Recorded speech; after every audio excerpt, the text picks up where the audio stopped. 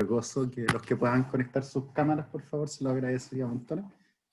Y me presento, mi nombre es Marcelo Late, para los que no me conocen. Soy pastor en la primera iglesia bautista de Concepción. Ya hace 2 años, ya un poco más de 2 años, he estado, después de haber estudiado en un seminario, por supuesto, fuera de Chile, y volví a trabajar aquí. La iglesia me invitó. Así que estoy ahí trabajando y sirviendo al Señor. Además hago clases en el Instituto Bíblico Bautista, Teológico Bautista de la 8ª región, como haciendo clases de teología, introducción a la teología, teología sistemática y también teología bíblica. Estoy dictando una asignatura ahora. Entonces eso es como lo que hago. Y eso, vivo aquí en mi departamento.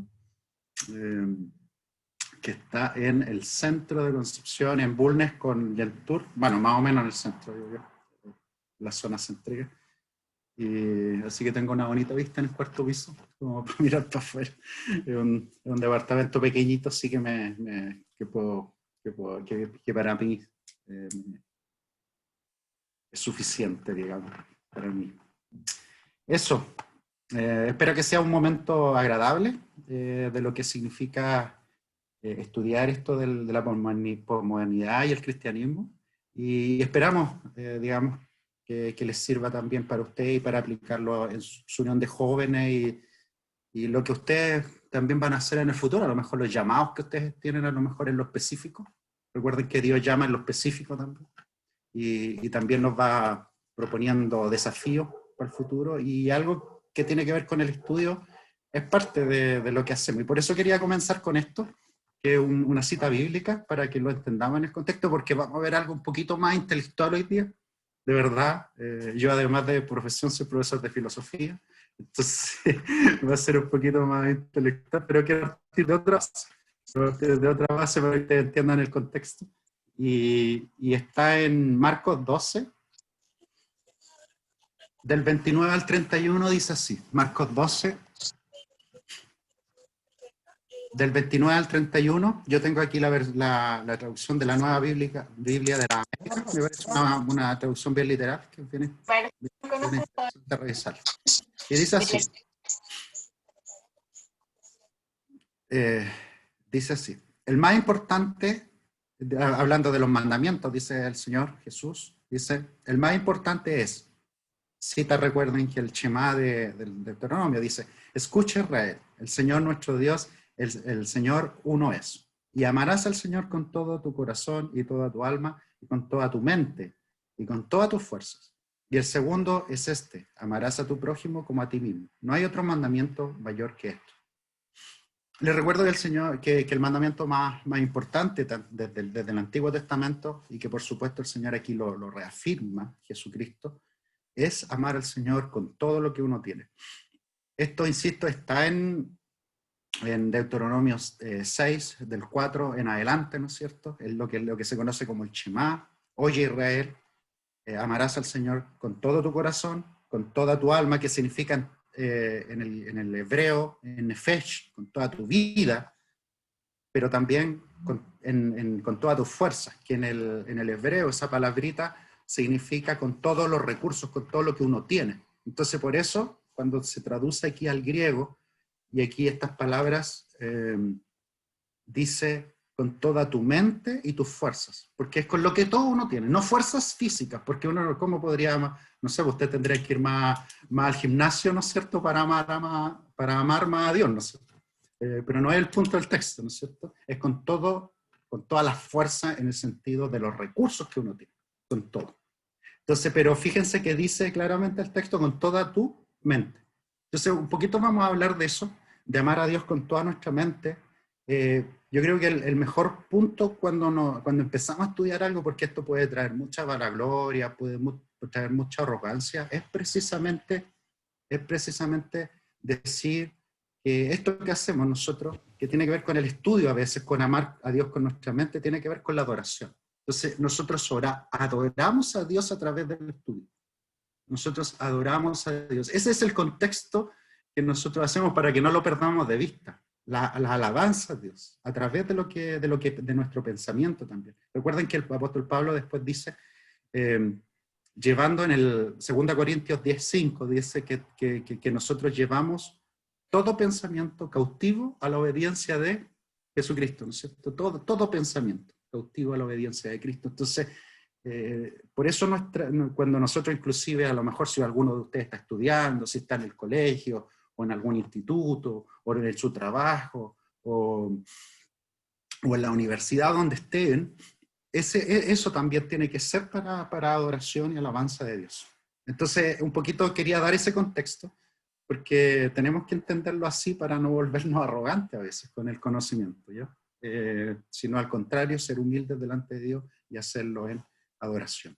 Así que vamos a tener una oración para comenzar este momento, y vamos a entregar este taller al Señor y en actitud de adoración, que lo que conversemos sea en esa actitud, una actitud de humildad delante de Él y de adoración, reconociendo quién es Él. Así que oramos.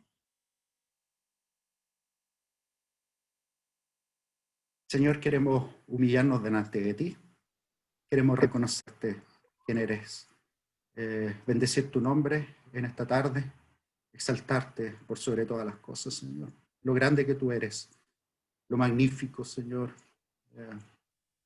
Señor, que toda la tierra sea llena de tu gloria siempre. Que nuestras vidas te honren a ti, Señor. Que todo lo que hagamos, que todo lo que pensemos, que todo lo que creamos te honre siempre a ti, Señor. Nuestras acciones, nuestras decisiones. Somos muchas veces indignos de acercarnos a ti, pero tú a través de la cruz de Cristo nos haces dignos, Señor. Nos aceptas, nos limpias, nos capacitas, nos empoderas con tu Espíritu Santo.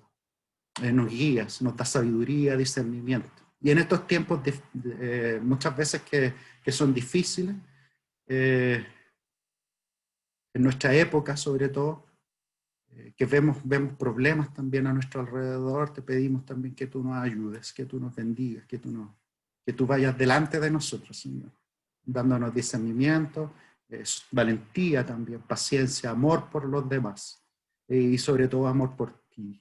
Queremos adorarte con todo lo que tenemos, incluyendo con nuestra mente, nuestros corazones. Y queremos simplemente rendir nuestra vida delante de ti, ser humildes, Señor. Y queremos rendirte también este taller y consagrarlo a ti como una acción también de adoración a ti, Señor. Queremos aprender más, no solamente de tu palabra, sino también ver la sociedad y saber en el contexto que tú nos hayas llamado a ministrar, cómo estamos. Y ayúdanos también a abrir nuestra mente para saber dónde tú nos estás llamando a hacer tu misión y cómo hacerlo. Que tu Espíritu nos inspire siempre. En el nombre de Jesucristo oramos. Amén. Amén. Bueno, vamos entonces al tema. El tema de hoy. Vamos a dividir el taller en dos partes. Una parte va a ser una expositiva, que es lo que es la posmodernidad, un poco cuáles son los desafíos que nosotros tenemos también como jóvenes, y por otro lado después vamos a abrir un tiempo de diálogo, ¿ya? Entonces se va a dividir en dos partes. La primera parte espero que no sea tan larga, aunque espero que sea fructífera, y así que van a tener que tomar algo de apuntes, y por supuesto en la segunda parte con esos apuntes vamos a ir discutiendo algunos temas y dialogando sobre esto, ¿ya? Entonces voy a compartir pantalla, una presentación que yo tengo a propósito de esto, posmodernidad y cristianismo. Nosotros podríamos hacer la primera pregunta: ¿cuáles son las características de nuestra sociedad en la región, en la actualidad que tenemos? Y si uno mira alrededor, nuestra región es bien particular porque, para empezar, nuestra región, si se fijan, ha crecido mucho en instituciones de educación superior, ya sean centros de formación técnica, universidades, institutos profesionales. Entonces esa es una de sus características. Hay harto estudiante dando vueltas por todos lados. También hay hartos servicios, a lo mejor a usted trabaja en diferentes lugares, entonces por lo tanto también ese es otro tema que tiene que ver con todas las personas que trabajan, pero también Tenemos el tema de la industria, ¿no es cierto? Servicios me refiero, no sé, pues, todo lo que son restaurantes, hoteles, mall, todo lo que es el comercio. Pero también está el tema de la industria, digamos. Hay harta gente que trabaja ahí. Y si uno se preguntara, a pesar de las altas tasas de creyentes que hay en nuestra región, se supone que los evangélicos aquí en nuestra región superan el promedio nacional, igual sigue siendo baja. Me refiero, algunas cifras, los más optimistas dicen que al menos los evangélicos en esta región deberían ser alrededor de un 30%. Algunos dicen un poquito más. En algunas ciudades eso sube, efectivamente, pero se mantiene ahí. El catolicismo ha ido declinando, pero ha subido harto las personas que no creen. Yo no sé si ustedes piensan en sus amigos, piensan en sus compañeros de universidad, de colegio, de algún instituto o de trabajo, inclusive sus compañeros de trabajo, uno podría empezar a pensar al tiro cuántos de ellos creen y cuántos no. Entonces eso nos muestra un poquito cómo la sociedad ha ido cambiando. Cómo la sociedad ha ido cambiando bastante en términos de las personas que están a nuestro rol que cambian. Entonces, esto un poco se debe a lo que es el fenómeno de la posmodernidad, lo que algunos le llaman la posmodernidad, que tiene que ver lo que viene después, obviamente post significa eso, de la modernidad. Ya les voy a explicar las características de eso. Rápidamente voy a pasar, ahí en el siglo XIX, bueno, y parte del XX, aparecieron tres pensadores, digamos, que igual sentaron las bases un poquito de esta posmodernidad. No sé si ustedes han escuchado de... ¿Me escuchan bien, no es cierto? ¿Me pueden responder eso? ¿Me escuchan bien? Sí, va a estar súper bien. Bien. Ya. Tres pensadores, que uno es el que está a la izquierda, es Nietzsche, Friedrich Nietzsche, el que está en el centro, que es Karl Marx, y el que está a la derecha es Sigmund Freud. Entonces estos sentaron las bases, ya le voy a explicar, tengo unas citas de ellos en la diapositiva, entonces un poco lo que ellos sentaron, pero principalmente en la crítica.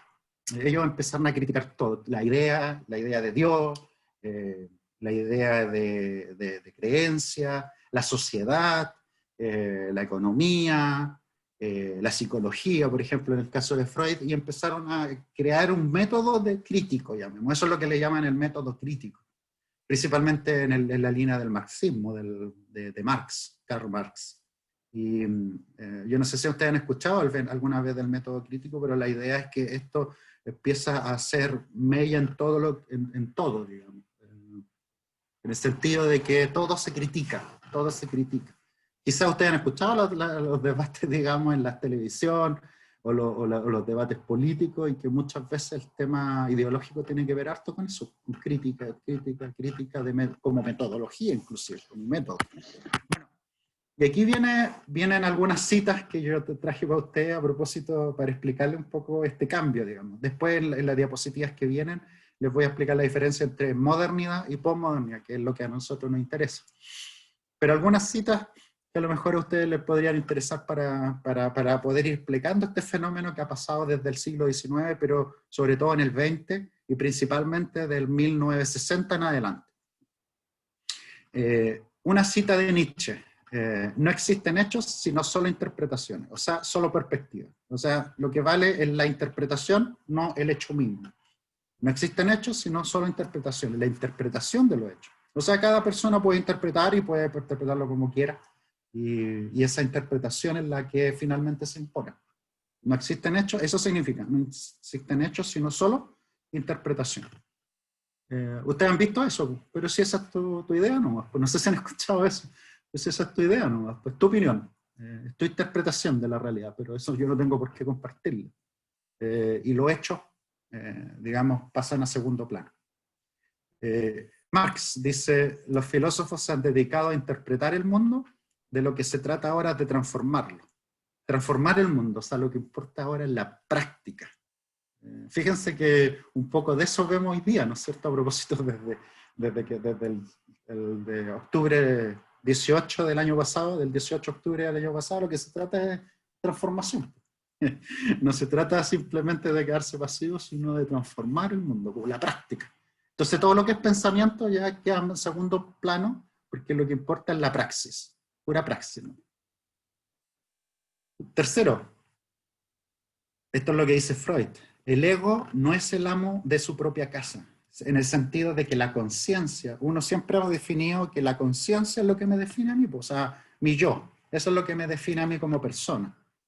Pero él dice no, porque no es el amo de su propia casa en el sentido de que no, pues, lo que comanda al ser humano es el inconsciente, o sea, lo irracional en uno, el inconsciente, no el consciente, sino el inconsciente. Entonces eso también empieza a crecer esta idea de que no es la razón lo más importante en cómo se comporta el ser humano, sino muchas veces inclusive lo irracional. Nosotros vemos eso también, pues la idea de la violencia incluso se justifica hoy día. Bueno, cuarto, esto es una cita que se toma de una novela de Dostoyevsky, pero un pensador existencialista ateo que es Jean-Paul Sartre, que está ahí, Sartre, también la cita después en el siglo XX, y dice, si Dios ha muerto, todo está permitido. La idea es, bueno, si Dios desaparece del entorno, entonces todo vale, todo vale. Entonces quería explicarle un poquito qué es lo que pasa en el fondo a través de la historia, qué es lo que pasa en el siglo XX en términos generales. En esta imagen les voy a tratar de ejemplificar qué es lo que pasa.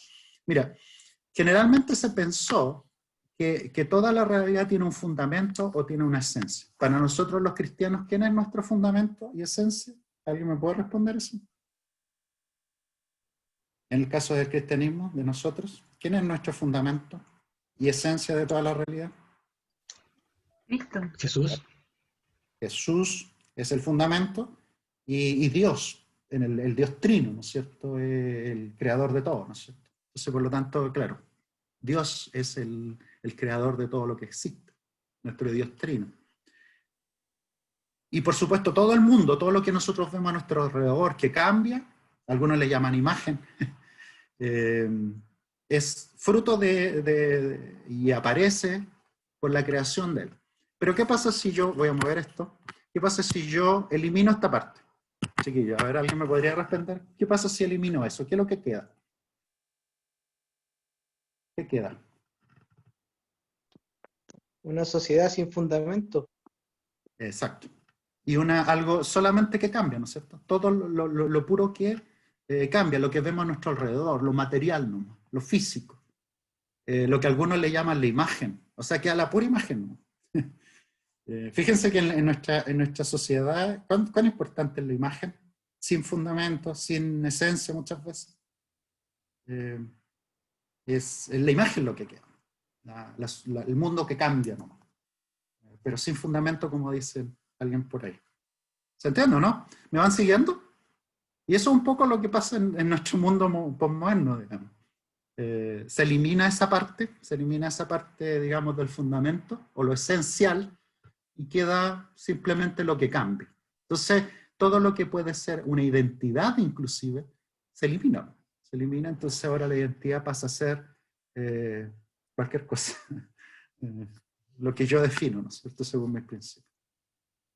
Ahora, quiero aclarar también, sí, ahora sí voy a ver la comparación entre modernidad y posmodernidad, porque quiero aclarar que una cosa es lo que pasa a nuestro alrededor y otra cosa es la ideología que hay detrás. ¿A qué me refiero con eso? Aquí una cosa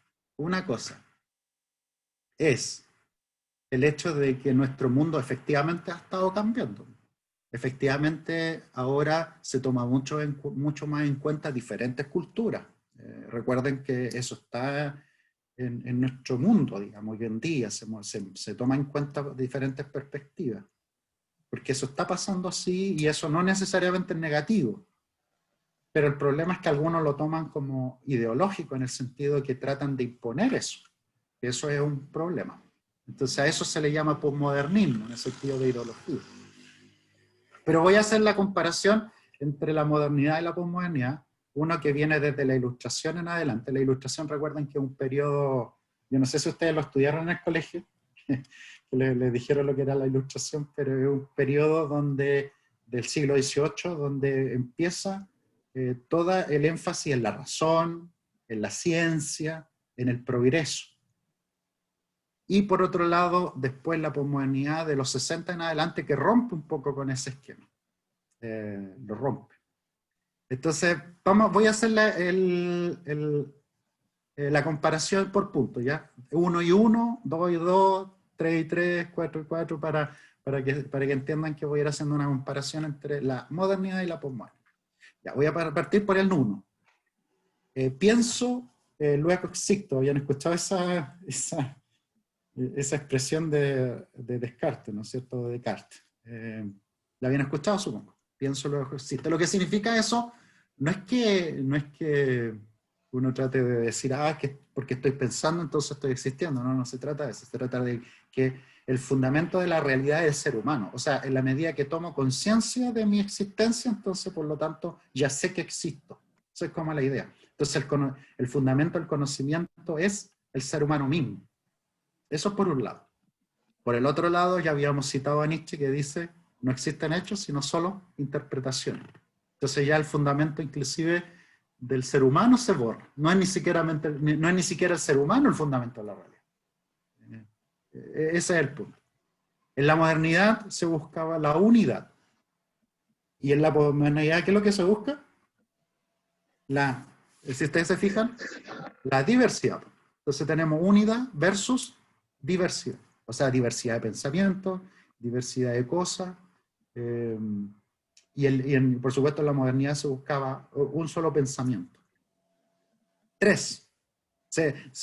Por favor, si alguien tiene alguna pregunta, me frena nomás y la hace, no hay problema. Yo puedo contestar todas las preguntas que ustedes quieran, ¿ya? Si algo no se entendió, inclusive de lo que estoy diciendo, sin miedo, abre su micrófono y me hace la pregunta, ¿vale? 3. En la modernidad, el ser humano se define por la conciencia y por la razón, pero una conciencia que es compartida y una razón que es compartida también. ¿Qué es lo que predomina en la posmodernidad? El inconsciente, ya le había dicho, y también lo irracional. A tal punto que las emociones son importantes, lo emocional. Fíjense lo emocional que es nuestra cultura. Fíjense incluso los videos que se suben a diferentes plataformas de redes sociales. Fíjense pues, cuán emocional también, o los deseos desenfrenados nomás. Yo esto no lo veo como necesariamente negativo, no quiero hacer juzgar, pero ustedes paséense por la Plaza Perú un día viernes en la tarde. Ahora no se puede con pandemia, pero cuando se podía. Paséense un día viernes en la tarde, tipo 8 de la noche, en la Plaza Perú, o en la plaza abajo, en el barrio Estación. ¿Cuántos jóvenes? No estoy hablando de cientos, sino miles de jóvenes. Volcados a los deseos, digamos, ¿me entiendes? En el sentido de que ahí encuentran libertad, según lo que su definición, ¿no es cierto? Según la definición de ellos de libertad. Ahí es donde se encuentra libertad. En el carrete. Es un poco ese desenfreno de los deseos, de lo irracional, digamos. Sin medida, digamos. Sin medida. 4. En la modernidad se busca un fundamento objetivo. Como ya dije, generalmente puede ser Dios, o puede ser el ser humano. Generalmente la importancia del ser humano es muy grande. Y 4, en el lado de la posmodernidad, si se fijan, ¿qué es lo que hay? Pluralidad de verdades, no solamente un fundamento o una verdad, sino una pluralidad de verdades y todas valen. Este es el punto.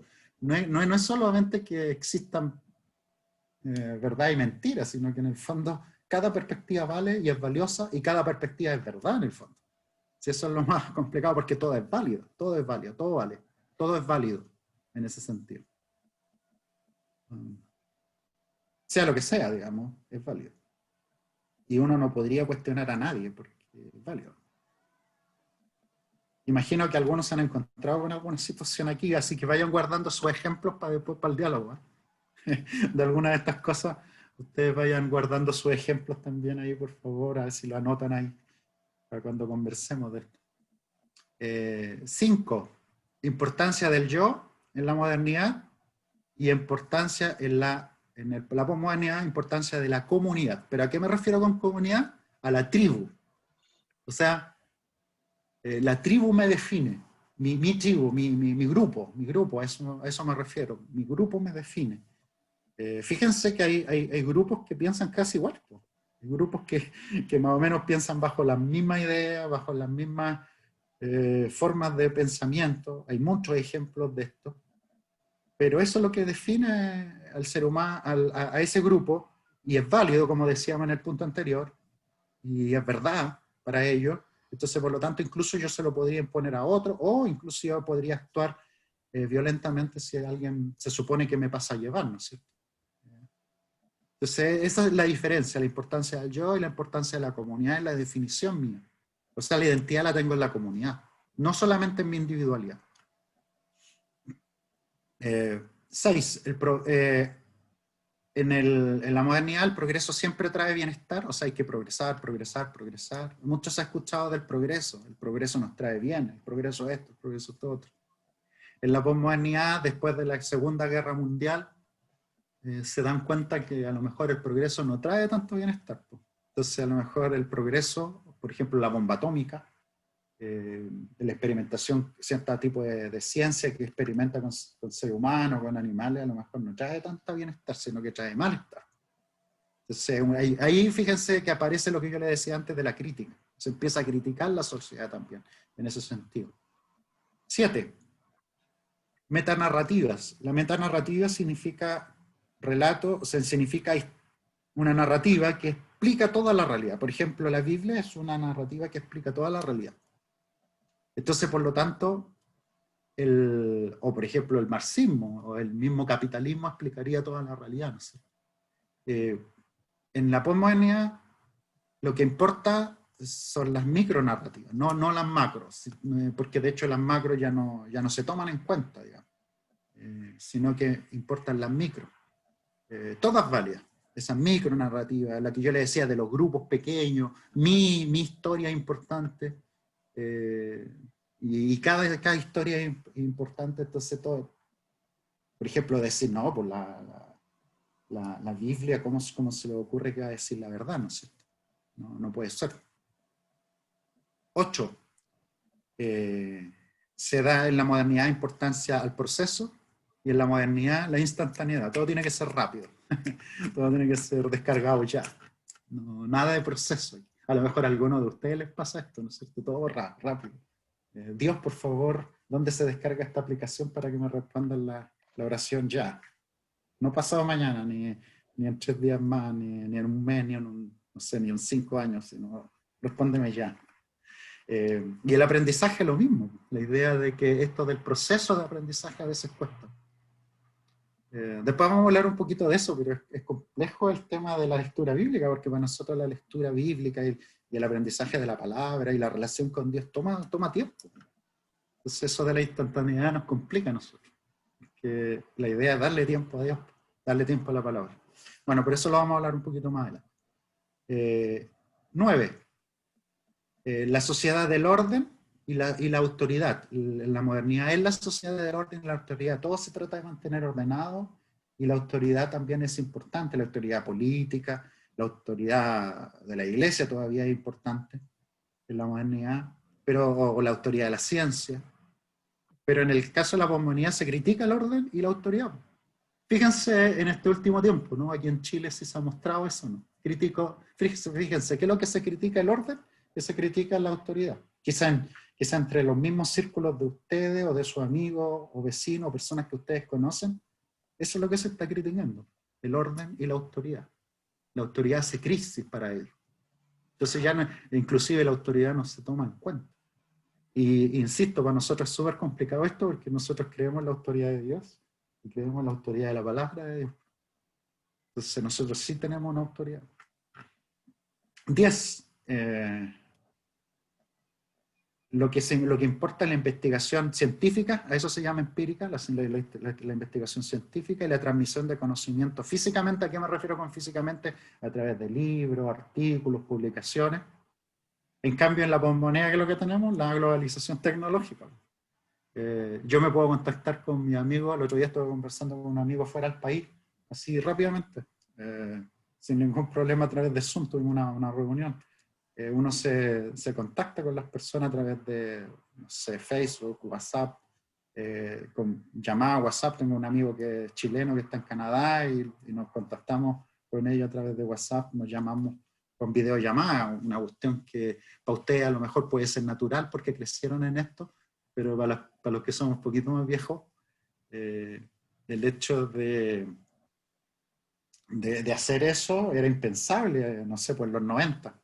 Era impensable. Pero claro, en los 2000 fue cambiando y ya después del 2010 en adelante ya eso explotó, ¿no?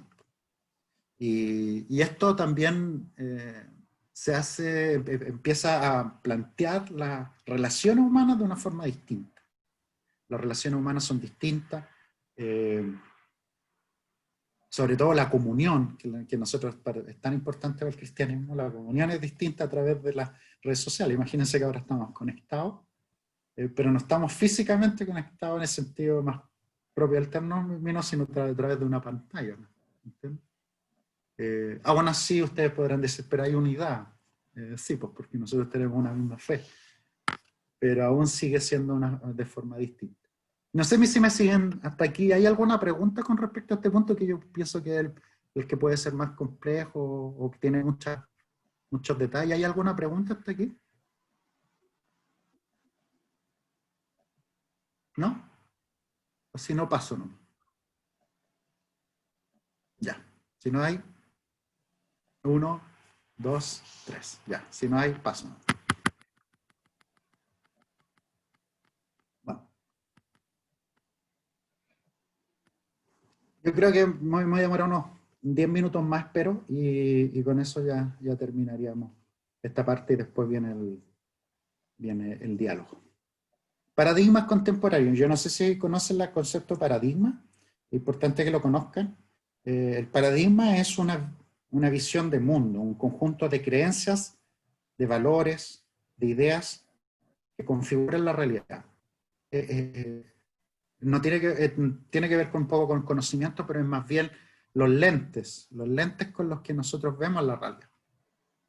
Entonces, hay diferentes ideas o conjuntos de creencias y personas que adscriben a esos conjuntos de creencias y valores. Y por supuesto ven la forma bajo esos lentes. Entonces, yo les quería mostrar algunos que tengo aquí, son 4, que es lo que más se ha dado vuelta hoy día. Y ustedes véanlo porque está relacionado con la palabra de Dios. Yo lo voy a explicar desde la Biblia. ¿En qué sentido? En cómo se ve la Biblia desde estos diferentes paradigmas, llamémoslo así, o conjuntos de creencias, de valores, de ideas. Por ejemplo, el naturalismo cientificismo. ¿Qué es lo que dice el naturalismo cientificismo? Que solamente la ciencia es el que entrega el único conocimiento válido y lo único que existe es lo natural. O sea, lo sobrenatural no existe. Hay personas que creen eso y ellos funcionan así e incluso lo enseñan a veces en las universidades, profesores que lo enseñan, que solamente existe lo natural. Lo sobrenatural no existe. Entonces, por lo tanto, ¿cómo van a estudiar la Biblia? No, ellos dicen es un libro nomás escrito por seres humanos, ¿no?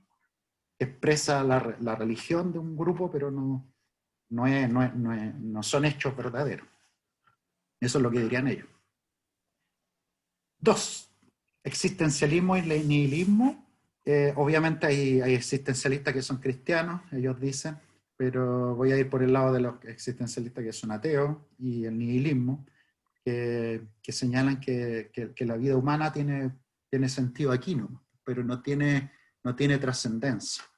Entonces, por lo tanto, como no tiene trascendencia, no importa el más allá. Por eso yo decía adelante, a propósito de esa cita de Sartre, si se acuerdan, si Dios no existe, o si Dios ha muerto inclusive, todo está permitido.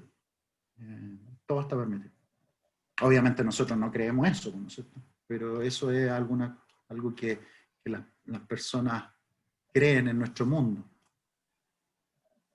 En este postmodernismo también. Y nihilismo significa nada, o sea, después de esto no hay nada más. O sea, nosotros nos morimos y se acabó. Ustedes saben que hay hartos jóvenes que están en esto. Yo lo digo esto también por experiencia personal. Yo pasé 5 años de mi vida, 5 años, desde los 19 a los 24 más o menos, como ateo. Yo en el fondo, no, en un momento de mi vida no creía. Y yo creo que el Señor me rescató también de eso, me mostró, digamos, su existencia y que uno también puede ser transformado en su idea, digamos, por la presencia de Él. Así que hay personas que creen esto, pues, por eso, porque yo lo creí en algún momento, por eso les digo. Y quizá hay jóvenes a su alrededor que lo creen. 3, el capitalismo por un lado. Pastor, consulta. Sí, dígame. En el punto 2 de existencialismo versus nihilismo, ¿cuál cree usted que es la característica que diferencia el uno del otro? Ya. Gracias. El nihilismo es mucho más radical, en el sentido de que ellos creen que no hay sentido en lo absoluto de la existencia, porque nihilismo viene de nihil, que significa nada. Así, nada. Entonces, ¿qué es lo que existe detrás de la realidad? Detrás? Nada, es un sentido incompleto. El existencialismo al menos, si bien es cierto, también creen que no hay sentido en la existencia, o sea, no tiene un sentido. Ellos creen eso, que no tiene un sentido, pero la diferencia es que algunos de ellos piensan que la vida en comunidad, la vida humana sí tiene sentido. ¿Me explico, no? La vida humana, aunque no importa que después nos muramos y no pase nada más después, pero por lo menos aquí puede tener algo de sentido en la vida en comunidad, digamos, al menos, en sociedad. Pero eso no. Entonces ahí hay una diferencia, digamos que se podría hacer. No quiero entrar mucho en detalle más técnico en eso. No, súper, que es súper claro. Pero creo que con eso sería suficiente. El capitalismo y versus el marxismo, bueno, capitalismo, ¿no es cierto? Progreso económico. Yo no estoy diciendo que esto sea malo, ¿eh? El Señor nos bendice, pero si nosotros vemos la palabra de Dios a través solo de eso, vamos a empezar a predicar un evangelio de la prosperidad, ¿no es cierto? El evangelio de la prosperidad, que todo nos va a traer progreso, beneficio y riqueza, y en la medida que más sigamos a Dios, más millonarios vamos a ser, ¿no es cierto? No sé si han escuchado ustedes eso, pero la idea es más o menos eso. Por supuesto, el capitalismo, si bien es cierto, trae efectivamente algún bienestar a las sociedades, y también tiene sus límites. Entonces nosotros siempre tenemos que ver ahí desde el punto de vista cristiano, si no hay sociedad perfecta, entonces por un lado nuestro análisis tiene que ser qué es lo mejor, digamos, para la sociedad. ¿Cuáles son los límites de los lugares donde estamos, ¿no es cierto? Incluso de nuestras propias ideologías. Nosotros muchas veces tenemos ideologías y tenemos que tener cuidado con eso. Y el marxismo, pues, la idea de que la revolución es la que nos va a traer el bienestar. Y hay algunos cristianos que creyeron eso en su momento, sobre todo el siglo pasado, que la revolución iba a traer el bienestar, que nosotros somos los que tenemos que instaurar el reino de Dios aquí en la tierra. Y al final nos damos cuenta que nosotros no somos los que lo instauramos, sino que Dios mismo el que hace, y nosotros nos da la posibilidad de participar de eso, pero es un trabajo que lo está haciendo Dios. Y el relativismo cultural e histórico, que cada cultura tiene su verdad, cada cultura tiene su verdad, las diferentes culturas tienen su verdad, entonces no nos metamos con ellos. Esto ataca un poco contra el tema de las misiones, porque la idea es, bueno, si tal cultura tiene su verdad, tiene sus religiones, tiene sus dioses, ¿para qué vamos a ir a hacer misiones allá? Dejémoslos solos.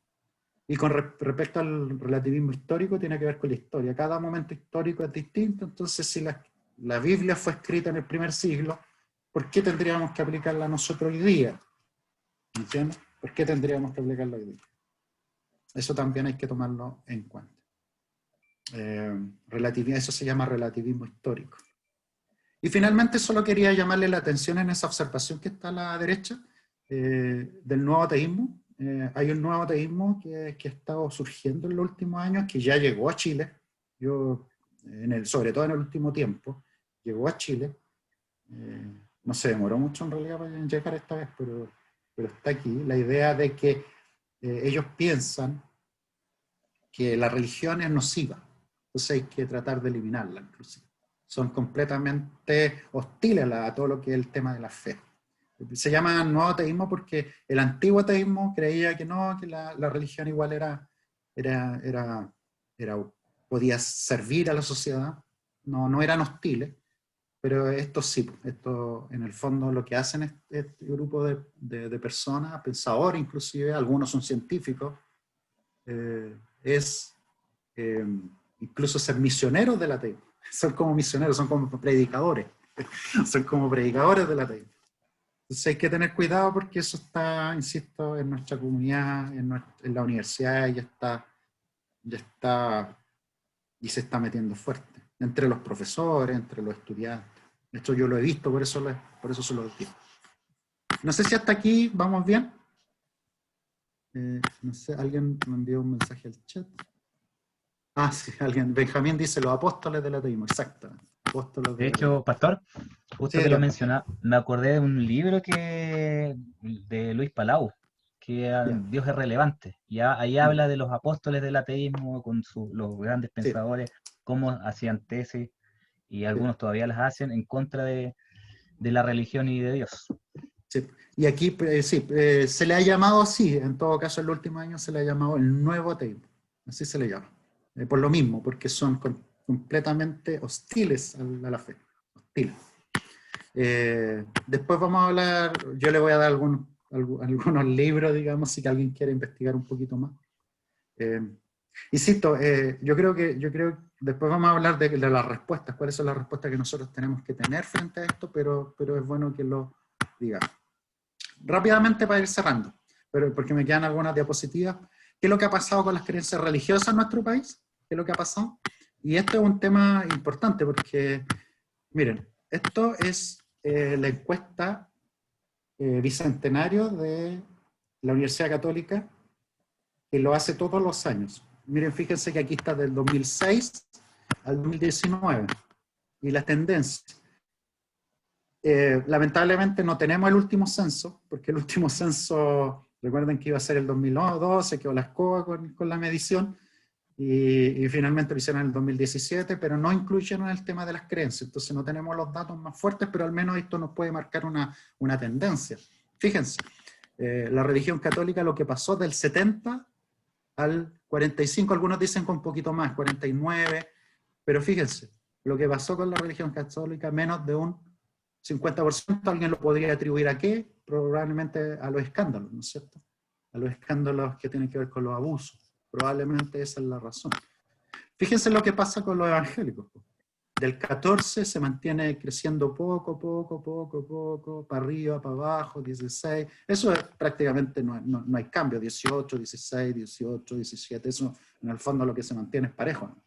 Como decir que no hay sube ni baja parejo. Entonces, la pregunta es, ¿qué pasó con ese grupo? Los que salieron de la Iglesia Católica. ¿No se traspasaron a los evangélicos? Y por supuesto están los de otra religión que son mucho menos. Fíjense lo que pasó con los ateos, agnósticos o ninguna religión. Partió del 12 y mira lo que ha ido pasando a lo largo del tiempo. La última, fíjense que parece que se traspasó desde la Iglesia Católica a acá, a este grupo. Insisto, ateos, agnósticos o ninguna religión. Subió hasta un 32%, o sea, casi nos doblan a nosotros. Casi nos doblan en cantidad. Esto yo creo que hay que tomarlo en serio. De verdad que esto es lo que se conoce como la secularización de la sociedad, secularización.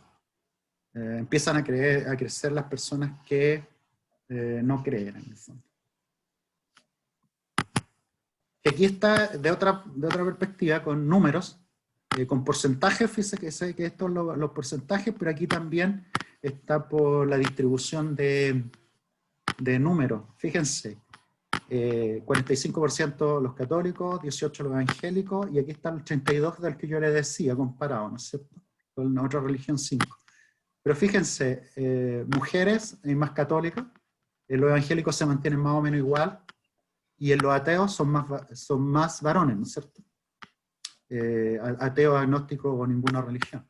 Pero fíjense lo interesante, que esto es lo que yo les decía, como ustedes son jóvenes, y o trabajan con jóvenes, les quería mostrar esto. Fíjense, lo que pasa con los ateos agnósticos, fíjense dónde está el grupo. Hasta de los 18 hasta los 44. Está el mayor grupo. ¿Se fijan o no? El mayor grupo se mantiene ahí. 41, 49, 40, y después en los años más, digamos más, en la edad más grande, baja. A diferencia del catolicismo, que en la edad más baja disminuye con respecto a los más altos. Y en los evangélicos se mantiene más o menos similar. Pero esto a mí me complica que fíjense que entre el segmento que nosotros estamos llamados a evangelizar o a hacer misión, ¿qué es lo que más está creciendo? ¿Se entiende, no? Incluso están creciendo más que nosotros. Entonces yo creo que debería movernos un poquito. Y fíjense desde el punto de vista de los sectores socioeconómicos, fíjense que también en lo alto hay más ateos, agnósticos o ninguna religión. Una persona que yo conocí de Canadá, allá es un país desarrollado, un país con un buen estatus, ella era cristiana, sí, y me decía, lo que pasa, me decía, Marcelo, es que, mira, nosotros tenemos una buena salud, tenemos buena educación, tenemos buenos trabajos, tenemos dinero, tenemos autos, no tenemos problemas económicos, entonces ya no necesitamos a Dios, pues me dijo. Ella era cristiana, obviamente, pues lo estaba diciendo en ese sentido. Pero les quería dejar esto, ¿eh? Les quería dejar que pensáramos cómo vamos a responder a esta realidad que está creciendo. Y sobre todo entre los jóvenes, sobre todo en los mismos pares, entre a lo mejor los amigos que ustedes conocen, a lo mejor entre los jóvenes no sé, del colegio o del instituto o de la universidad, y a lo mejor ustedes ya están viendo esta realidad. Y la pregunta es, entonces, dada esa realidad, y ya voy terminando, y esta ya una pregunta que vamos a responder en el diálogo, ¿ya? Esta pregunta la vamos a conversar ahora en lo que viene en el diálogo. ¿Cómo respondemos como nosotros los cristianos a esta realidad? Eso es lo que yo les quería preguntar. ¿Cómo respondemos? Yo tengo algunas ideas que les voy a plantear aquí, pero esa pregunta se las dejo. Insisto, ¿cómo respondemos nosotros como jóvenes cristianos a esta realidad? O como consejeros, o como pastores. ¿Cómo respondemos a esa realidad? Y yo tengo algunas respuestas, pero creo que tenemos que conversarlo. ¿Cómo respondemos a la posmodernidad? ¿Cuáles son los temas? ¿Qué es lo que hacemos? Y fíjense, lo primero es crecer en la comunión con Dios. O sea, sin esa base es imposible que nosotros hagamos algo, porque nosotros creemos, si ustedes leen el libro de Hechos, el trabajo del Espíritu Santo es el que impulsa la misión. Así que esa comunión con Dios, esa comunión con el Dios Trino, ¿no es cierto? Padre, Hijo y Espíritu Santo, es lo que nos mueve, es lo que nos hace transformar a nosotros. Segundo, voy a ir al medio ahora. El camino de la cruz, saber escuchar y leer nuestra sociedad. A veces nos fijamos en lo que está pasando solo en nuestras congregaciones. La pregunta es qué está pasando en nuestra sociedad, donde el Señor nos está mandando, o en los contextos donde está su iglesia. ¿Hacia dónde el Señor nos está mandando? Va a ser su misión. ¿A dónde nos está mandando a evangelizar? ¿Cómo enfrentamos a estas personas, a estos jóvenes? Y no estoy diciendo condenarlos, porque si planteamos nosotros la cuestión entre no, es que mira, este es marxista, o este es tal, y le ponemos, pero el Señor murió por ellos también. Entonces la pregunta es, ¿cómo lo alcanzamos? ¿Me entiendes? O mira, este tiene tal ideología, y cómo se le ocurre, y lo publicamos más encima en nuestras redes sociales. Y la pregunta es, pero es que nosotros tenemos que no atacarlos a ellos, tenemos que evangelizarlos. Tenemos que hacer nuestra misión. Y la pregunta es cómo la hacemos, que eso es distinto. Y por eso el camino de la cruz es tan importante, porque recordamos que Cristo murió por ellos también. Y el punto es cómo lo alcanzamos. Cómo lo alcanzamos con el mensaje del Evangelio. Y por lo tanto, tenemos que tener en el rojo, fíjense, compasión por los que no conocen a Cristo, sea quien sea de la ideología que sea de la persona que sea, inclusive si ateo, inclusive si homosexual. Cristo si lo quiere alcanzar, lo va a alcanzar y lo va a transformar a quien sea. El punto es si nosotros estamos dispuestos a hacer esa misión y seguir esa misión de Cristo. Repensar nuestra misión en este contexto entonces secular. ¿Cómo va a ser nuestra misión? Esos jóvenes que yo les decía, miles de jóvenes, a lo mejor de carrete los días viernes, los días sábados, sin sentido de su vida, que como dice la escritura por ahí de otras personas que hablaba del pueblo, recuerden que Jesús dice porque andaban como ovejas sin pastor, y él tuvo compasión de ellas. Tener esa compasión por esas mismas personas, por esos mismos jóvenes, que no saben discernir de su derecha de su izquierda muchas veces. ¿Qué Cristo les presentamos? ¿Cómo lo presentamos? Repensar nuestra misión a través de la cruz, a través de esa comunión con Dios, a través de la compasión. Y finalmente, esto es súper importante, chiquillos, chiquillas, el estudio, humilde por supuesto, estudio humilde, no arrogante, no seamos arrogantes, pero humilde de la Biblia y la teología, tomarla serio en el sentido de una acción de adoración a Dios. Nosotros adoramos a Dios a través del estudio, pero no hacerlo para engloriarnos nosotros, sino precisamente para hacer mejor la misión de Dios y llevar este evangelio a otros. Esa es mi respuesta, digamos. Nosotros lo podremos conversar ahora en lo que viene, pero les quería recomendar, esta es la última diapositiva, les quería recomendar, yo no tengo problema en enviarles esta diapositiva si ustedes quieren, esta diapositiva no tengo problema en enviársela a ustedes, es lo que, si quieren, después no sé cómo la compartirán, se la puedo enviar al equipo, o quizás la puedo subir ahora al chat y ustedes la descargan, eso podría ser. Pero les dejo recomendados estos libros al menos. Con respecto al primero, El cristiano contemporáneo, que de hecho este es uno de los primeros libros que yo leí, que realmente me ayudaron, me cambiaron la visión con respecto a lo que es el cristianismo y llevar este evangelio en el mundo contemporáneo donde estamos. Unir la palabra de Dios del primer siglo y traerla hoy día para que la gente la entienda también hoy día en nuestro contexto.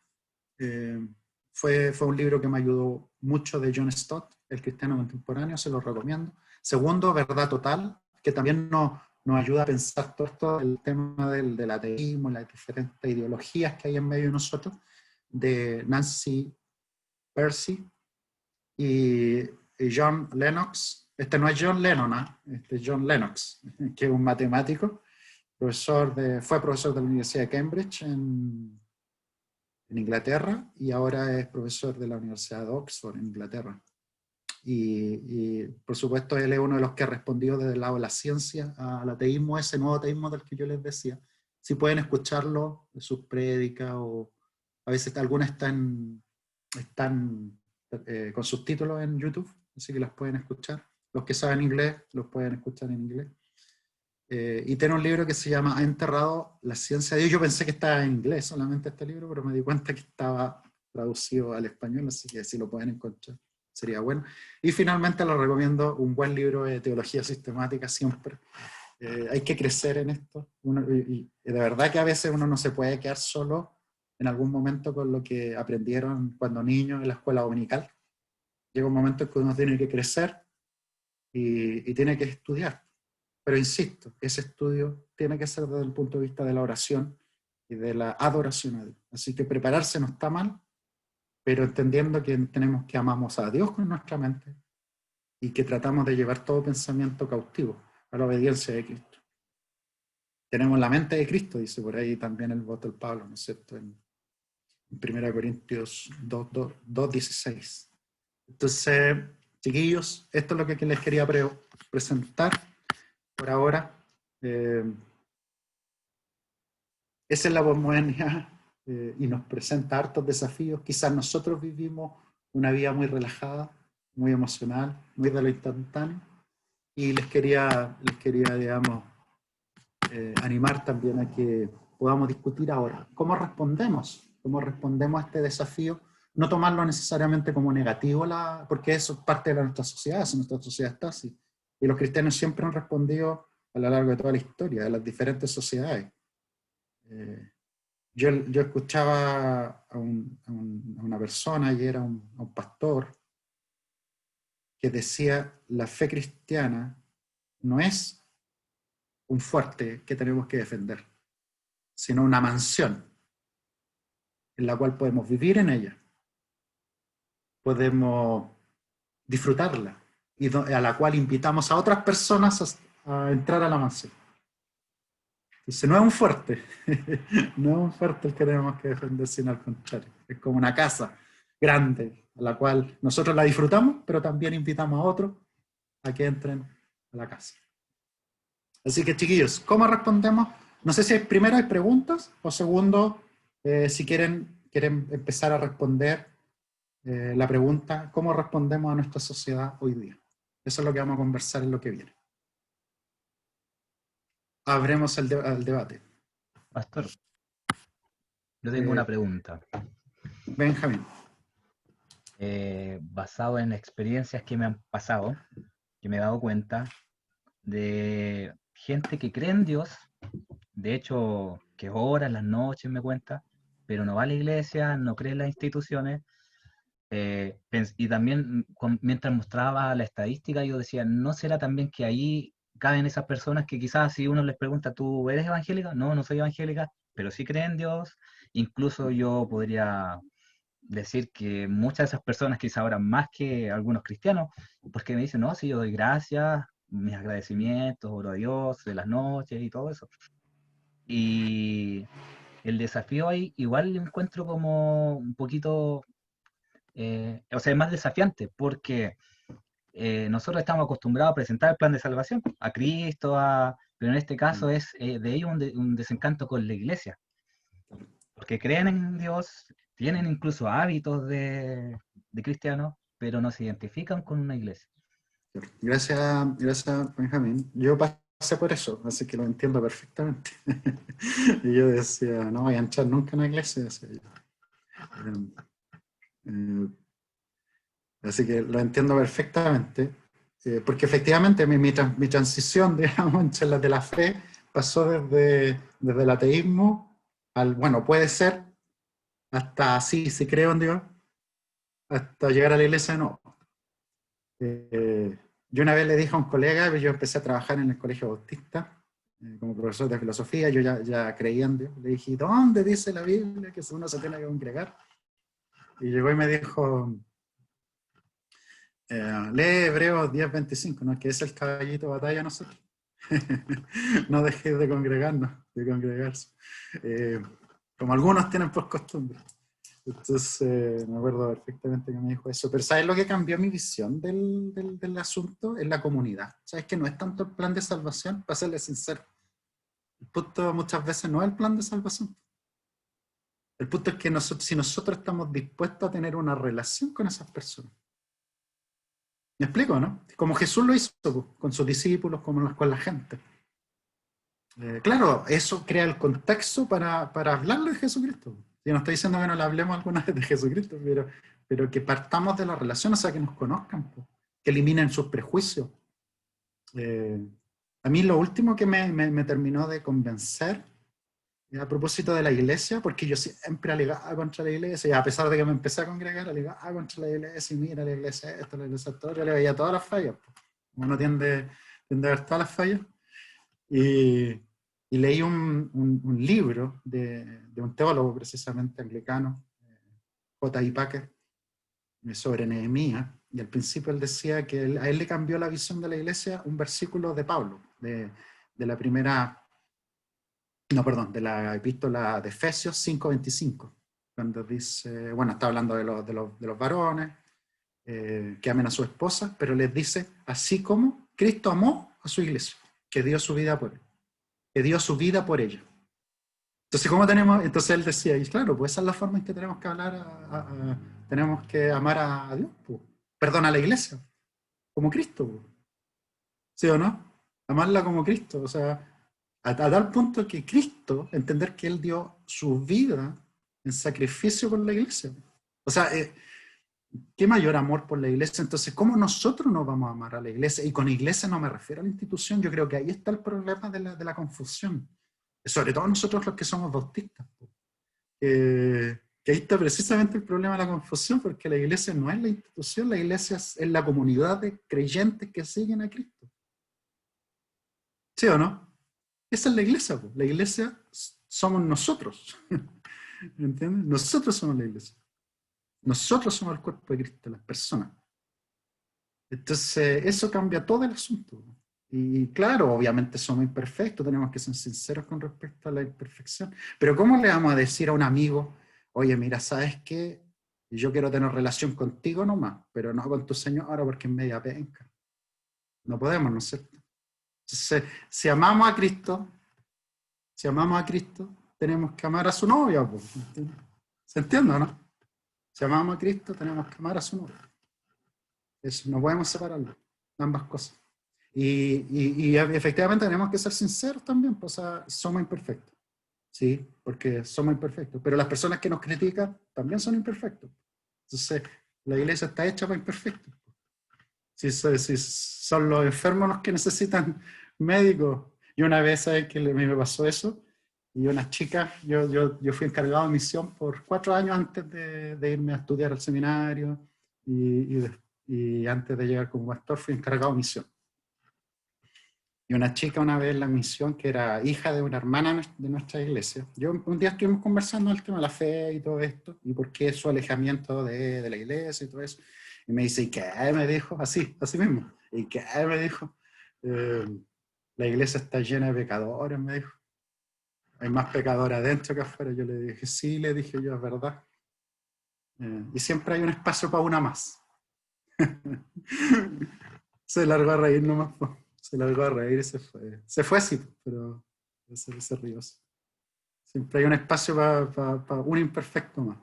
Entonces, yo creo que ahí tenemos que nosotros hacer, como que volver a poner énfasis en la comunidad. Esa yo creo que es mi posición. Poner énfasis en la comunidad y crear un espacio para que las personas también vengan y conozcan a Cristo ahí en nuestra comunidad. Me refiero a la comunidad de personas.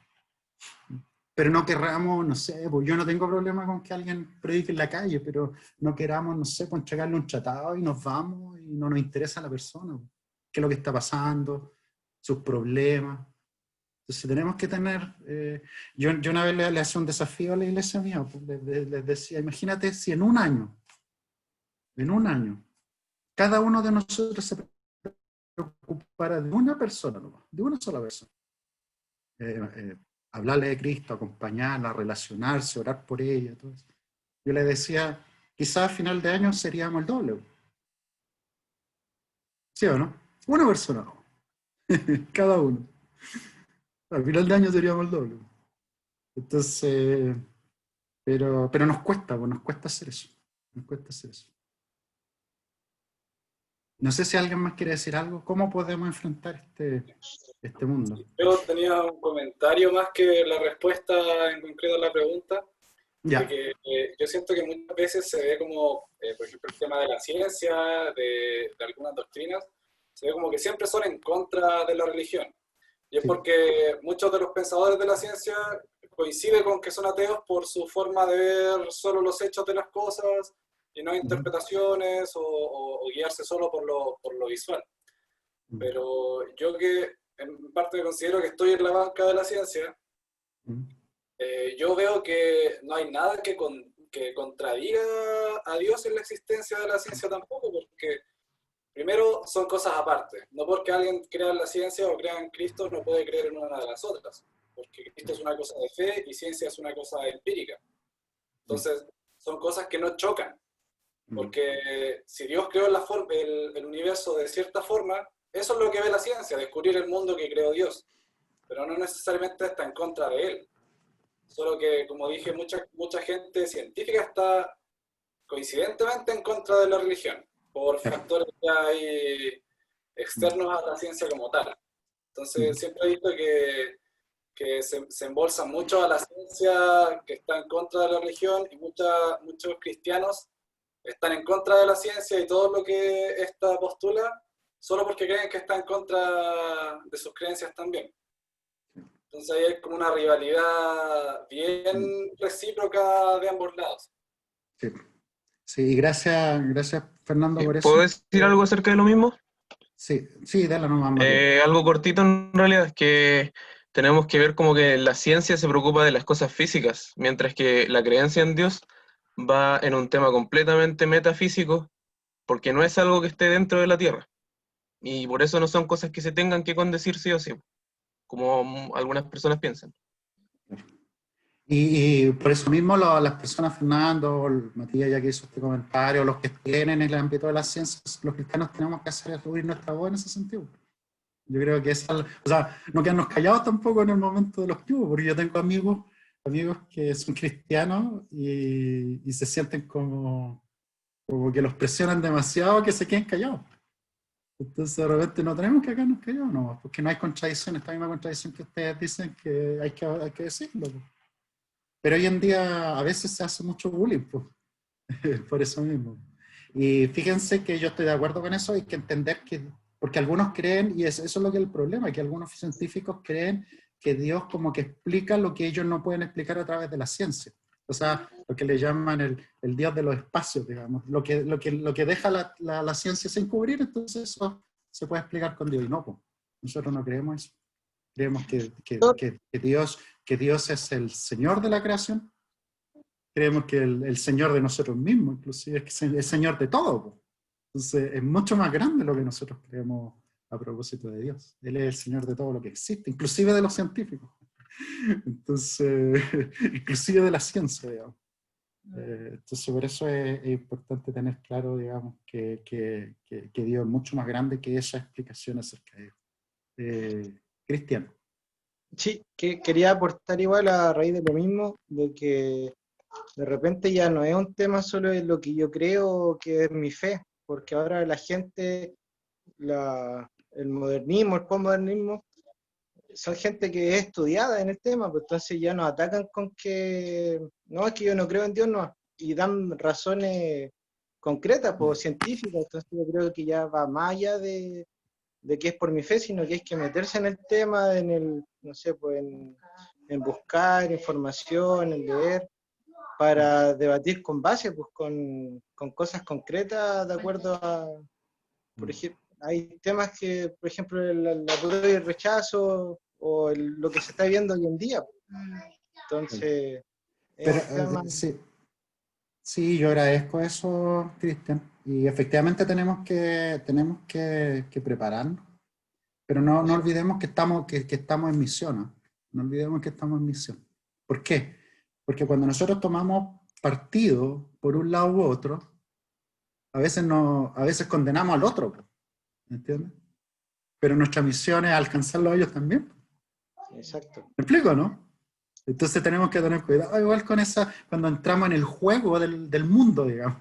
Entramos en el juego del mundo incluso en lo político, porque obviamente cada uno de ustedes es libre de participar o no en política, de participar en algún partido político, cada uno es libre de eso, pero hay que tener cuidado, insisto, que nuestra misión es la misión de Jesucristo. Entonces, que no nos olvidemos que tenemos que alcanzar a otros y que muchas veces a la persona que estamos condenando por sus creencias, a lo mejor mañana va a entregar su vida a Cristo.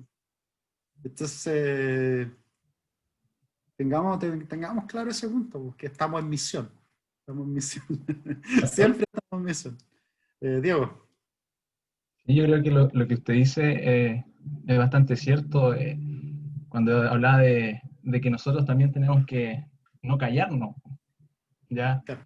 Creo que una respuesta frente a la pregunta que ponía ahí al final es que no avergonzarnos ya de lo de quienes somos. La Biblia dice que Pablo decía, no me avergüenzo del Evangelio porque es poder de Dios. ¿Cierto? Y frente a eso igual partir un poco de la base de que las ideologías de este mundo a nosotros como cristianos, como personas de fe, yo creo que no nos debieran identificar, o por lo menos personalmente yo no me identifico con la ideología y no pongo mi esperanza en ella. Ya el Señor nos llama a ser personas que van en contra de esta corriente, de este mundo, de esta perspectiva de ver. Nosotros en la palabra creo que encontramos la forma de ver el mundo, la forma de entender las cosas. Y frente a eso el Señor nos llamó a ser luz y a ser sal. Luz para poder traer luz, ¿sí? Valga la redundancia, a iluminar, ¿verdad? Y sal, porque, bueno, la sal tenía ese sentido de conservar, ¿cierto? De preservar algo, ¿ya? Y de la misma forma yo creo que nosotros tenemos que preservar en estos tiempos la palabra del Señor, lo que el Padre nos ha entregado. Entonces, no avergonzarnos de eso, que como decía recién Cristian, igual tenemos que estar preparados para dar también razón de nuestra fe, como dice en 1 de Pedro, ¿cierto? Pero con mansedumbre, dice después añade, y reverencia. Eso. Entonces, eso es algo igual que muchas veces olvidamos, ya como que nos Esa vamos parte, a la pelea. esa parte se olvida, ¿no es cierto? Esa segunda Claro. parte se olvida, po. Aquí yo le Y nos paso vamos como en, la planadora a cualquiera. nos vamos en el debate y etcétera, y ahí podríamos estar horas hablando y no sé, discutiendo a la otra persona, pero sí debemos estar preparados para ello. Pero, como lo mencionaba también la diapositiva, con compasión, con amor, Sí, po. ¿verdad?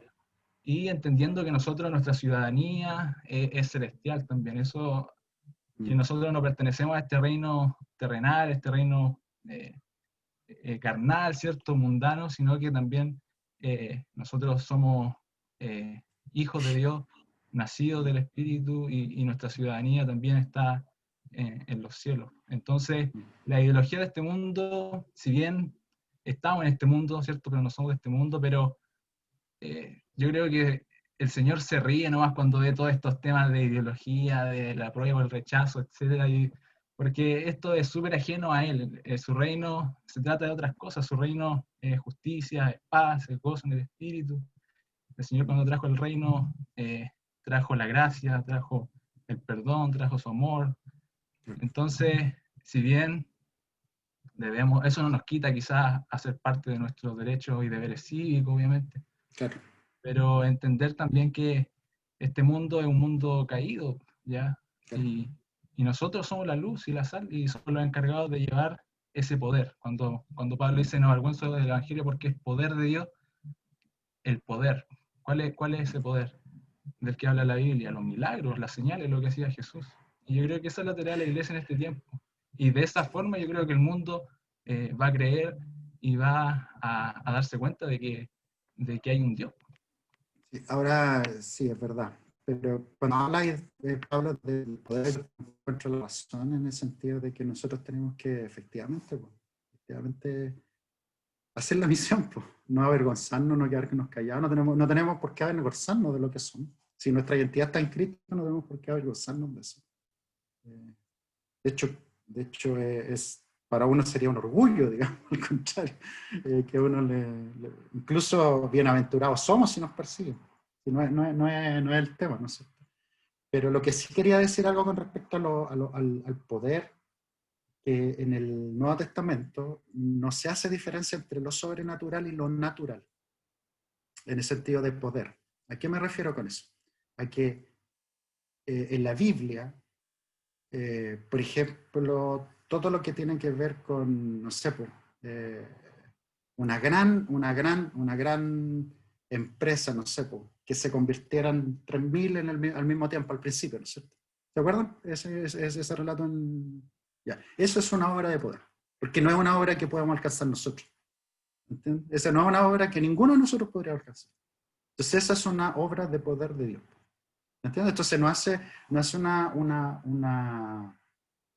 una diferencia solo en los milagros, en el sentido de las sanidades, porque yo no estoy diciendo, efectivamente, Dios sana, y sana de diferentes formas, y sana, hace milagros, pero fíjate que yo he visto personas transformadas, que no sé, borrachitos de la calle, de verdad, borrachitos de la calle, con sus vidas transformadas, que falleció. Yo conozco a uno que falleció hace poco tiempo, y falleció bien, o sea, me refiero al hecho de bien en el sentido de que sus hermanos se dieron cuenta, sus hermanos biológicos, que él un tiempo estuvo muy mal, pero cambió su vida, y cuando falleció como un hijo de Dios.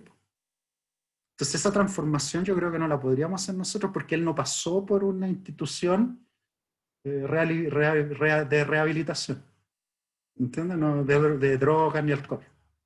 Entonces, yo veo ahí poder también de Dios para esa transformación. Hola, No sé si pastor. la ve.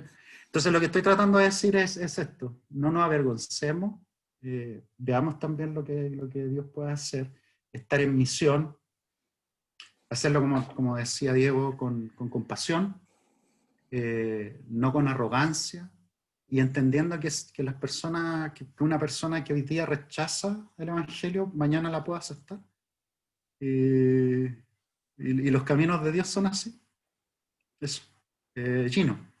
Sí, bueno, como usted está dispositor, obviamente tiene un camino no más recorrido en algunas cosas. Habían algunos puntos de la diapo que me llamaron la atención, y uno de ellos es que, por ejemplo, usted anotó acá el tema de crecer en comunión con Dios, el camino de la cruz, un estudio humilde, tener compasión por los que no conocen a Cristo, pero mi duda está en el azul, que decía repensar nuestra misión en este contexto secular. Sí. Si nos podría encadenar hacia ese razonamiento, en el punto de cómo ve usted el tema de repensar nuestra misión, a qué apunta con ese tema particularmente, porque me queda como muy en la nube, no sé, porque yo quizás puedo repensar una cosa, pero quizás usted está apuntando a otra, entonces quiero ver un poco su postura en respecto a esto. No, gracias por la pregunta. Ahora estoy compartiendo las diapositivas, si alguien la quiere la puede bajar del chat. La compartí ya. Yo decía repensar en el hecho de que, ¿a qué me refería? Muchas veces nosotros esto no lo declaramos, pero lo hacemos en la práctica. Esto pasa en iglesia, por eso lo estoy diciendo. Que es que nos empezamos a preocupar tanto de nosotros que perdemos la vista de las personas que Cristo o Dios quiere alcanzar. ¿Me explico, no, Gino? Entiendo. Entonces como que empezamos a poner la mirada en nuestra comunidad nomás. Yeah. Empezamos a poner la mirada en cómo esto me satisface a mí. ¿Entiendes? Entonces lo tomamos de una perspectiva bien individualista. ¿Se entiende, no? Sí, lo entiendo. Entonces, repensar nuestra misión es, bueno, pero ¿cuál es la misión? Ya que varios de ustedes lo han dicho aquí. También se dijo en la última opinión, en la última exposición. Pero ¿cuál es nuestra misión? ¿No tiene que ver también con la misión que está haciendo Dios en medio del mundo? O sea, ir a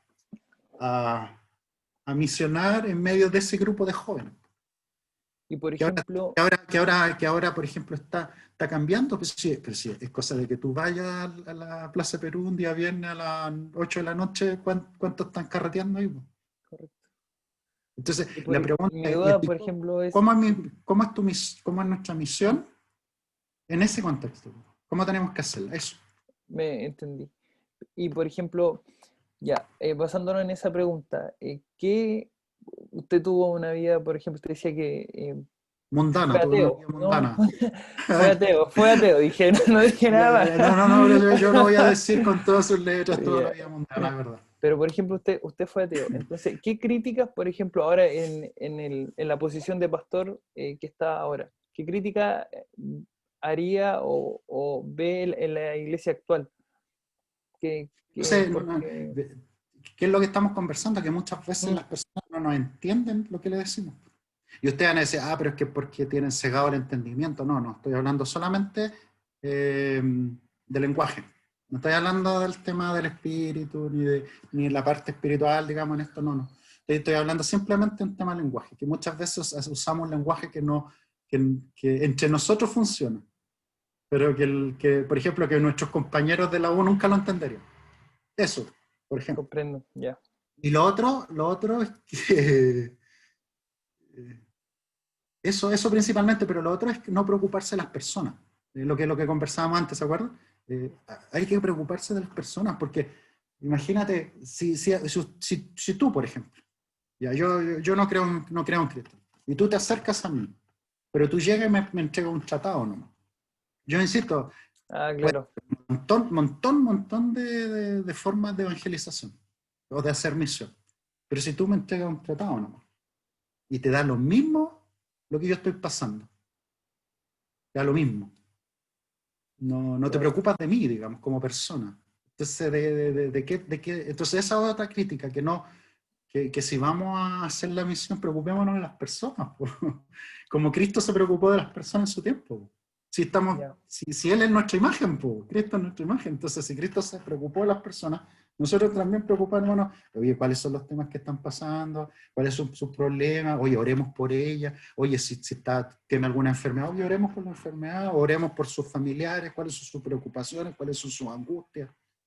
Me surge ahora otra duda. Eso ¿sabes cómo se le llama? ¿No? Pregunta. Hoy en día se le llama discipulado personal, enfocado en la persona. Discipulado enfocado en la persona. Ahora, otra pregunta. ¿Por qué no sucede eso?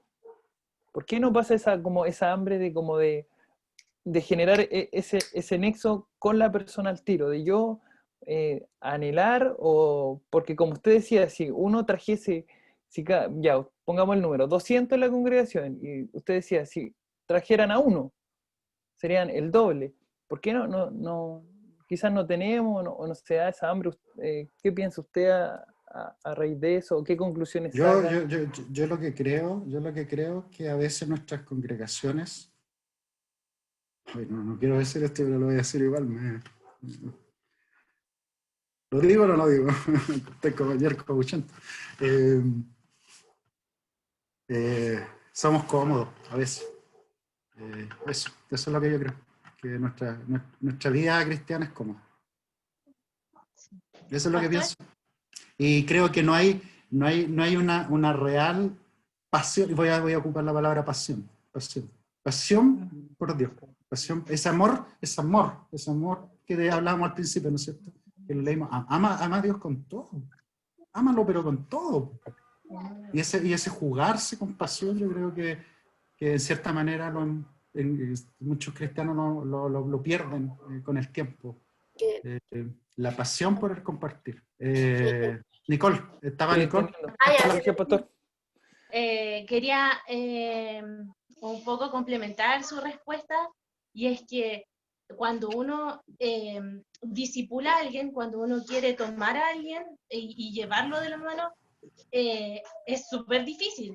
Requiere mucho tiempo, requiere inversión de tiempo, emoción, de dinero incluso muchas veces, de estar ahí para la persona, sobre todo, por ejemplo, en los casos súper complicados que es el alcoholismo, la adicción a drogas.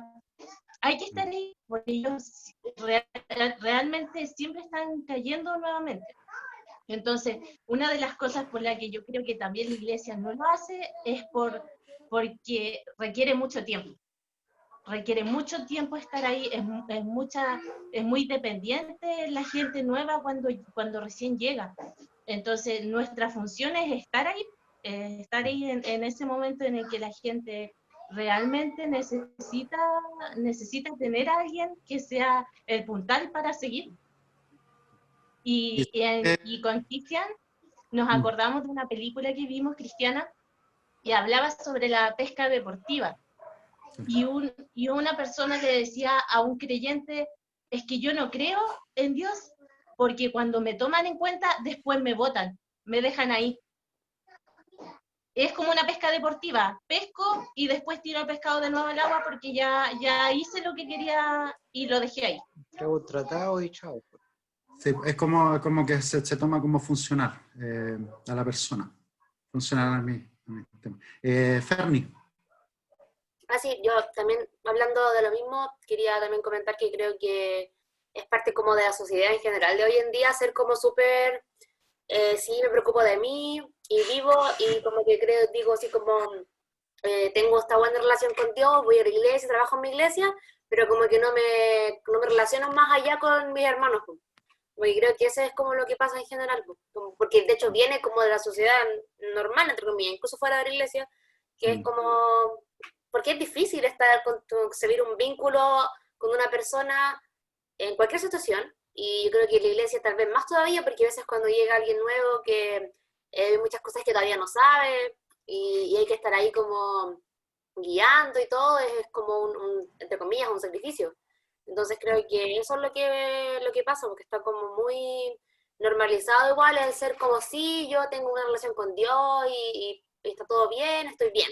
Pero en realidad no me hago cargo de esa otra persona que tal vez llego recién y le pasa como lo mismo que a mí me pasaba hace 10 años atrás, pero como que ya, como yo ya estoy bien, es como, creo que como que por ahí va igual ese problema. Sí. Diego, ¿tú querías decir algo? Sí, quiero Diego. atacar ese punto que, no, yo soy Diego Tapia. Sí, Diego Tapia. Bueno, quiero atacar ese punto que acaba de decir Ferni. Cuando realmente no somos capaces de poder apoyar al otro en el ámbito espiritual, es porque realmente nosotros tampoco tenemos una vida realmente de relación con Dios. Y yo creo que una de las mejores formas que nosotros realmente podemos influir en otra persona no es hablar, sino que es ser consecuente con lo que decimos. Por el mismo hecho, muchas veces se ha dicho de gente que no es cristiana, dicen, no, para ser como los cristianos mejor ni voy, por el tema de que muchas veces no existe una consecuencia en nosotros, y esto nos aboca a todo. Obviamente, muchas veces nos escudamos en el hecho, no, pero es que somos humanos, nos equivocamos, es verdad, pero el escudarnos en que cometemos errores simplemente es avalar más nuestra maldad. Entonces creo que una de las primeras labores que como iglesia tenemos que hacer es realmente saber quiénes somos, saber que somos iglesia, saber que somos el cuerpo de Cristo, de que hemos sido llamados por Cristo y que ahora nos debemos a Cristo. Entonces, cuando nosotros como iglesia nos debemos a Cristo, entramos en un proceso de santificación. Y cuando la santificación llega a nuestras vidas, la santificación se empieza como a impregnar en el otro. ¿Por qué? Porque las personas no van a ver lo que decimos, sino que lo que hacemos. Porque nuestros hechos van a hablar por nuestra boca. No vamos a tener que andar, como se dice, alardeando a la gente que somos cristianos o que nos restamos de ciertas cosas por ser cristianos, sino que la esencia del cristiano transmite a Cristo a otros, sin la necesidad de muchas veces andarle diciendo a la gente, es que yo voy a la iglesia, es que esto. Por eso es muy importante, porque una de las palabras que tenía Santo Tomás de Aquino era que decía, predica todo el día y cuando te sea necesario, habla. Creo que la iglesia contemporánea ha cambiado un poco eso. Nos gusta hablar todo el día, pero no predicamos con nuestros hechos. Entonces, por eso existe si así se puede decir, una decepción de la gente en general. Y ese siempre ha sido como nuestro problema. Aquí yo no vengo a decir esto a ustedes, sino que todos cabemos en esto. Y por eso es necesario que, para que la relación de otros pueda llegar al Señor, es necesario que la de nosotros también sea buena. Que no sea una relación mediocre de que voy a la iglesia, hago la liturgia, porque la relación con Dios va más allá de lo del templo, va en una vida completa. Yo creo que eso es algo que todos tenemos que reforzar. Eso. Sí, gracias Diego por eso, seguirnos por recordarnos eso. Yo, bueno, tengo que cerrar ahora el taller porque ya son casi las 6. ¿Quién dice pastor por ahí? Yo, Beatriz. Yo solo quería complementar. Le damos la oportunidad, ¿no? Quedan unos minutos. Sí. Yo hablo poquito, cuando quiero. Ya tres. No, que solo complementar de que nosotros como jóvenes tenemos que empaparnos con lo que dice la Gran Comisión, porque Jesús cuando habla dice, id y hacer discípulos. Y lamentablemente últimamente las misiones se ven con el solo salir, viajar a algún lugar desconocido y hasta ahí se queda. Pero la base de todo esto está en hacer discípulos. Y la iglesia actual está perdiendo eso, de no preocuparse por el prójimo, siendo que claramente el gran mandamiento con lo que usted comenzó este taller es amar a nuestro prójimo. Entonces siento que como iglesia y como jóvenes es ahora el momento donde tenemos que volver a empezar con eso, de no solo salir, sino que donde estemos hagamos discípulos, nos preocupemos por el otro, nos relacionemos con ellos y estar enseñándoles con nuestras acciones y con la palabra de lo grandioso que es Cristo. Y cuando Jesús habla de que Él es el camino es porque no solo es un punto de partida, sino que Él recorre el camino con nosotros, Él es nuestro gran Sí. coach. Y nosotros tenemos que seguir ese ejemplo. Y no estamos solos, pues. Ese es el No. tema. Cuando nosotros hacemos eso, cuando hacemos su misión, no estamos solos. Eso No. es lo importante y tenemos el empoderamiento de su espíritu.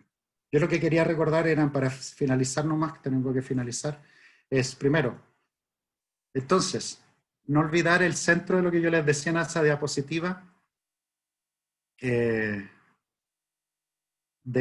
que la cruz es el camino. La cruz. No olvidar el camino de la cruz, Cristo mismo en el centro. Recuerden que la cruz, ahí está el Espíritu, perdón, el Dios Trino trabajando en la cruz. Padre, Hijo y Espíritu Santo. En poder a su misión.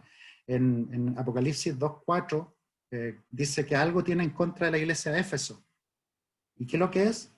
Pero tengo una cosa, tú has sido fiel en hartas cosas, pero tengo una cosa en contra tuya, que has dejado tu primer amor. Entonces esperamos que el Señor no nos diga eso en su momento, ¿no es cierto? Que has dejado tu primer amor. A lo mejor quizá ni siquiera hemos tenido un primer amor, ¿quién sabe?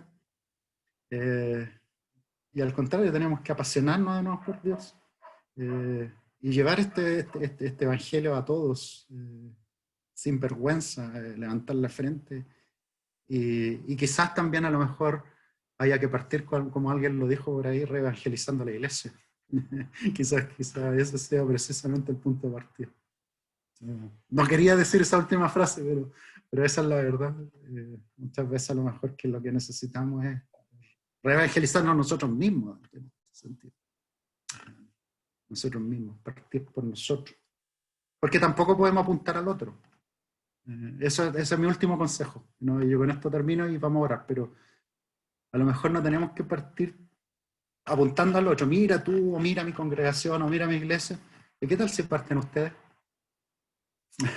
Por ustedes mismos, buscando más del Señor, orando más, leyendo más la Biblia, hablando con más personas, relacionándose más con ella, como decía Beatriz. Partir por nosotros, cada uno por sí mismo. Y a lo mejor eso va a servir a otros como modelo, y nosotros mismos vamos a ser modelos para gente en la congregación de nosotros mismos. Cristo comenzó con 12 pelagatos su misión.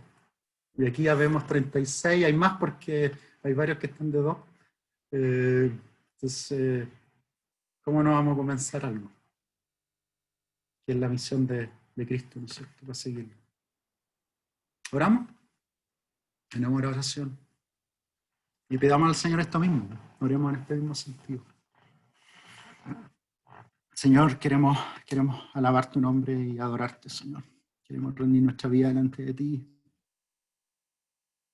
Queremos que tú renueves nuestros corazones, nuestras mentes, con tu espíritu, que los transformes. Queremos rebosar pasión por ti, Señor, amor por ti, amor por el prójimo. Queremos llevar tu evangelio a los demás, Señor.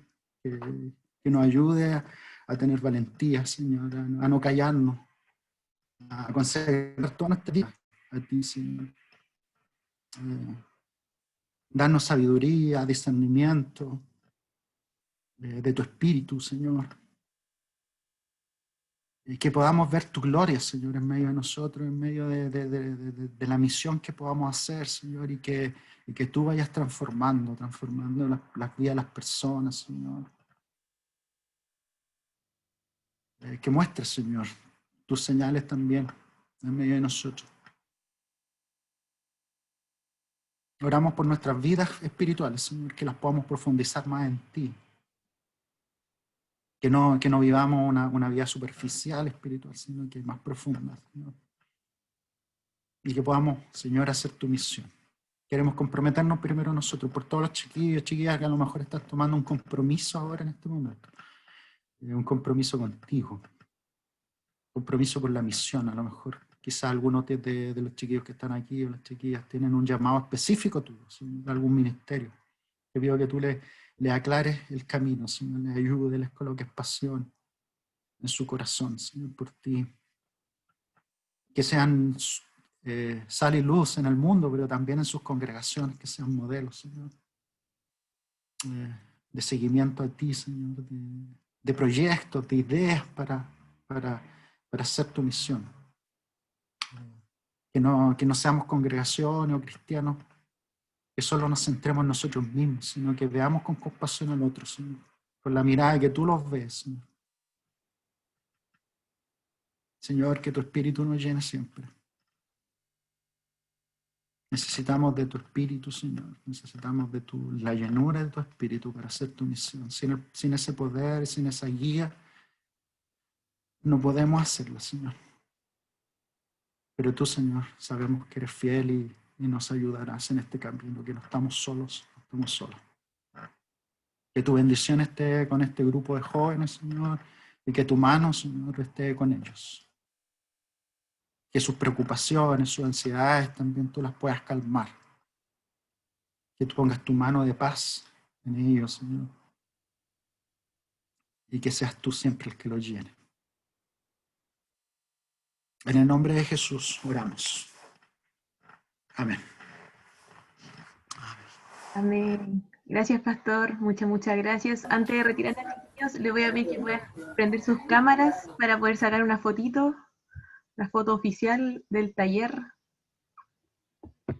¿Ya? ¿Todos listos? ¿Todos listos? Sonrían ahí, pongan su mejor pose. Ya, primera página. 1, 2, 3. Perdón, ¿qué pasó, pastor?